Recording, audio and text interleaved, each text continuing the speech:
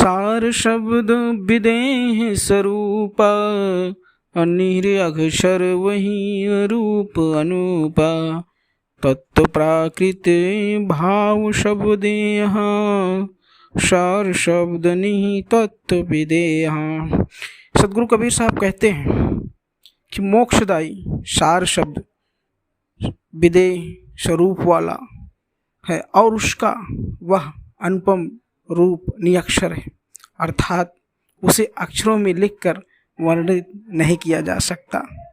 5 तत्व एवं 25 प्राकृत के संयोजन से सब देह शरीर बने हैं, परंतु सार शब्द 5 तत्वों से मुक्त विदेह स्वरूप वाला है।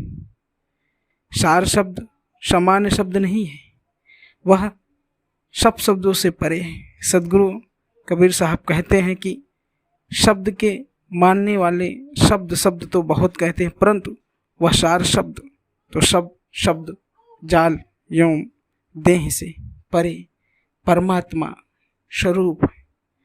वह जीवा पर नहीं आता, उसको भली भांति निरख परख लो तभी आता है। शब्द शब्द सब कोई कहे, वो तो शब्द विदे, जीव्या पर आवे नहीं, नरक परख कर ले। सार शब्द की महिमा सदगुरु कबीर साहब कहते हैं कि उनके प्रकार के शब्द बहुत अंतर है, उनसे अलग हटकर सार शब्द में चित लगाओ।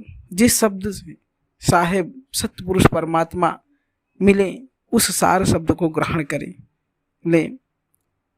शब्द शब्द बहुत अंतरा, सार शब्द चित दे, जा शब्द साहिब मिले, सोई शब्द गईले। वो कहते हैं कि जो सदगुरु ने बताया है वही अपना कल्याणदायी सार शब्द है। उस गुरु की बलिहारी उसके सार शब्दों उपदेश से उसका शिष्य व्यर्थ नहीं जाता, अर्थात उसके जीवन में सार्थक हो जाता है। सोई शब्द निज सारे हैं, जो गुरु दिया बताए, बलिहारी व गुरुन की शीश वियोग न जाए। सार शब्द की ज्ञान बिना जीव परलय मृत्यु के चक्कर में पड़ जाता है। काया माया देह से संसारिक धन संपत्ति आदि स्थिर नहीं है, ये सब क्षणिक एवं छूट जाने वाले अंत शब्द से यही समझ में आते हैं। सार शब्द जाने बिना, जीव परलय में जाए, काया माया थिर नहीं, शब्द ले अर्थाय। निज आत्म स्वरूप एवं सत्य स्वरूप का ज्ञान कराने वाले सार शब्द जानकर जिन्होंने उस पर विश्वास किया, वह कुएं जैसे कुमत दुबिध को छोड़कर हंस की सुमत धारण कर भवसागर से पार हो जाता है। सार शब्द निज जान के, जिनकी नी परतीत, काग कुमत जज सहंस हवे, चले से भोजल जात। इसी प्रकार सार शब्द को जितनी महिमा कही जाए कम है। कल्याणाभिषेक जिज्ञासु सार शब्द को महज समझाते हुए सदगुरु के शरण में सार शब्द का ज्ञान प्रकाश करना चाहिए। कहन सुनन को शब्द चौधरा, सार शब्द जो जीव उबारा, पुरुष सुनाम सार परवाना, सुमिरण पुरुष है सहिदाना। संत भक्तों को कहने सुनने के लिए ये तो लोक वैदिक कर्म कांड, ज्ञान कांड, उपासना कांड, मंत्र योग संबंधी चारों धाराओं के चारों ओर शब्द हैं, किंतु वास्तव में विदोह हैं। सार शब्द ही जीव को उद्धार होता है। सतपुरुष परमात्मा का सुंदर सत्यनाम ज्ञान ही सार प्रमाणित है। सत्यलोक मुक्त जाने के लिए सही प्रमाण सतपुरुष के सुमरन ही सार एवं उसके मोक्ष प्राप्ति कर सकता है। बिनु रसना के जाप समाई, ताशो काल रहे मुरझाई, सूक्ष्म सहज पंथ है पूरा, ता पर चढ़े रहे जनसूरा।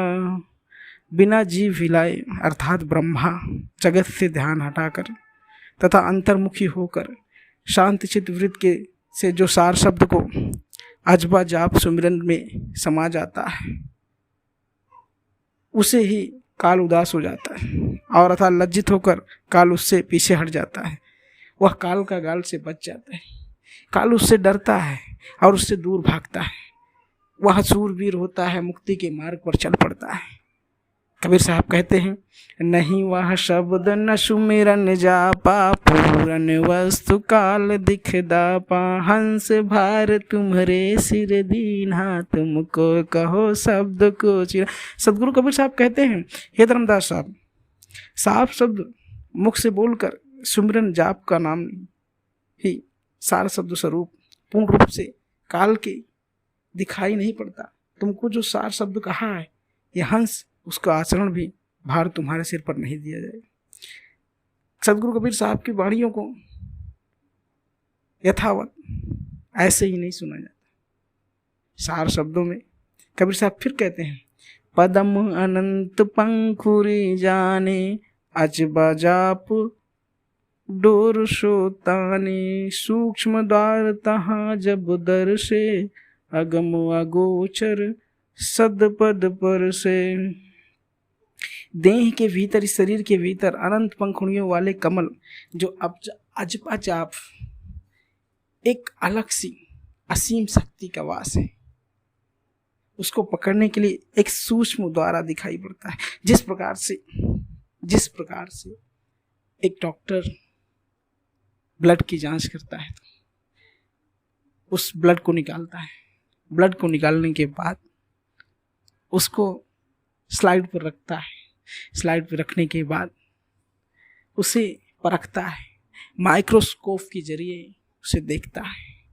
माइक्रोस्कोप में देखता है कि इसके कौन सा लक्षण है, अर्थात बीमारी कौन सी है। बीमारी है एंटीबायोटिक की कमी है, कि उसको मलेरिया हुआ है, उसको टाइफाइड हुआ है, जिस भी फंगल इन्फेक्शन हुआ है, क्या हुआ है, उसे उस खून के माध्यम से जांच करता है। उसी प्रकार ये सार शब्द इंसान के गूढ़ रहस्यों को बाहर लाता है, इंसान के अंदर की सज्जनता को झलकाता है। यह सार शब्द भवसागर से पार उतरने के लिए एक मूल मंत्र है।